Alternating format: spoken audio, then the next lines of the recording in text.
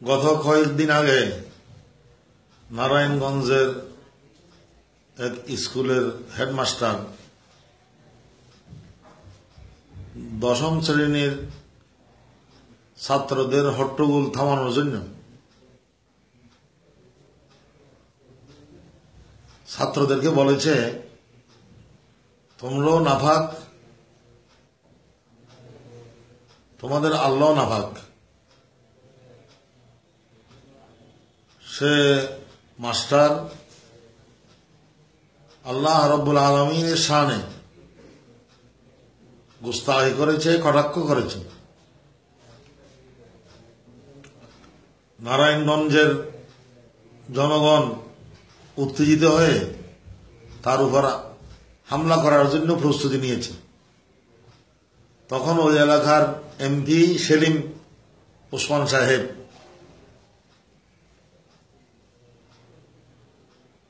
উত্তেজনা থামানোর জন্য, জনগণের হামলা থেকে ওই মাস্টারকে রক্ষা করার জন্য তাকে খান দাঁড়াইছে।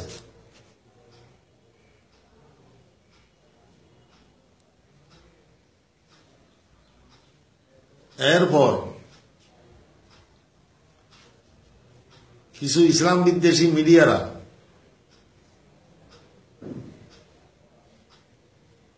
এমপি সেলিম ওসমানের বিরুদ্ধে অবস্থান নিয়েছে, ওই মাস্টারের পক্ষ অবলম্বন করেছে। সেলিম ওসমানকে আমি ব্যক্তিগতভাবে বেশি না জানলেও কিন্তু সেলিম ওসমানের এই পদক্ষেপ প্রশংসনীয়। কারণ আল্লাহ তাআলাকে শুধু মুসলমান না, সব জাতিরা,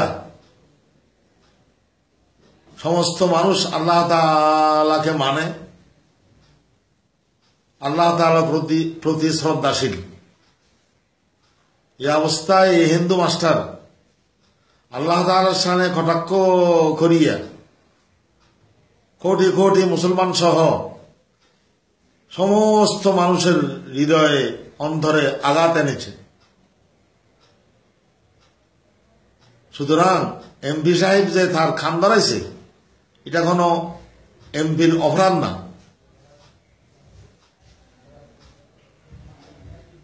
এখন ওই মাস্টারের পক্ষ অবলম্বন করিয়া যারা খানদারা দিবস পালন করতেছে,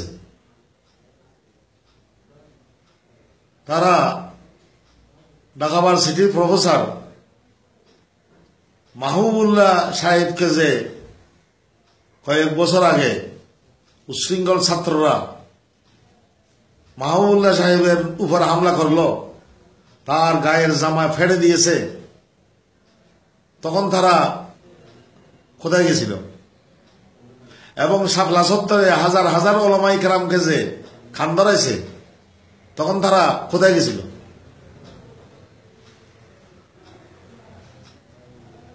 আমি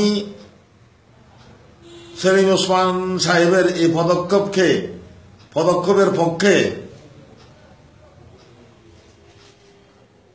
এবং সেলিম ওসমান সাহেবের এই কাজ অত্যন্ত প্রশংসনীয় মনে করতেছে। এবং যে কমিটি ওই মাস্টারকে বহিষ্কার করেছে, সেই কমিটির এই পদক্ষেপও অনেকটা প্রশংসনীয়।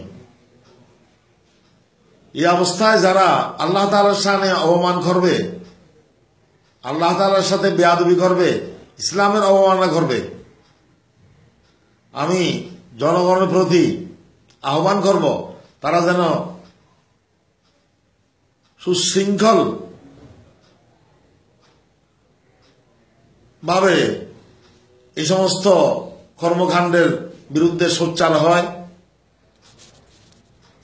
এবং আমি সরকারের কাছে অনুরোধ করিয়া বলবো, সরকার যেন সঠিক তদন্তের মাধ্যমে এই সমস্ত ইসলাম বিদ্বেষী, আল্লাহর দুশমন, আল্লাহর শত্রু, রাসূলের দুশমনদের দৃষ্টান্তমূলক শাস্তি করে। না হয় দেশে বিশৃঙ্খলা বাড়বে, সাম্প্রদায়িকতার সৃষ্টি হবে। আমরা সাম্প্রদায়িকতা চাই না, আমরা বিশৃঙ্খলা চাই না। আমরা চাই এখানে মুসলমান হিন্দু সবাই শান্তির সহিত বসবাস করুক। কিন্তু যদি ধর্মকে নিয়ে কটাক্ষ করে, আল্লাহ তাআলার শানে যদি বেয়াদবি করে, এদের শান্তি শৃঙ্খলা নষ্ট হয়ে যাবে। আমরা দেশের শান্তি চাই, ওদের দৃষ্টান্তমূলক শাস্তি করতে হবে। এই হিন্দু মাস্টারের দৃষ্টান্তমূলক শাস্তি করতে হবে। সেলিম ওসমানের এই পদক্ষেপ অত্যন্ত প্রশংসনীয়।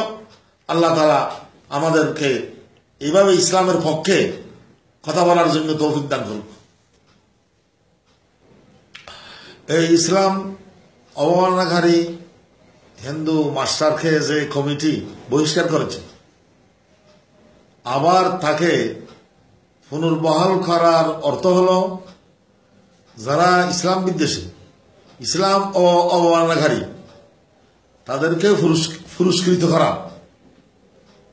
92% মুসলমানের দেশে এইভাবে ইসলাম অবমাননাকারীদেরকে যদি পুরস্কৃত করা হয়, তাহলে কোটি কোটি মুসলমানের হৃদয়ে অন্তরে আঘাত হানা হবে। তখন এদেশে শান্তি শৃঙ্খলা রক্ষা হবে না। আমি সরকারের কাছে জোর দাবি জানাইতেছি, এই হিন্দু মাস্টারের যেন দৃষ্টান্তমূলক শাস্তি করা হয়, এবং যারা ধর্মকে নিয়ে কটাক্ষ করবে তাদের যেন দৃষ্টান্তমূলক শাস্তির ব্যবস্থা করা হয়।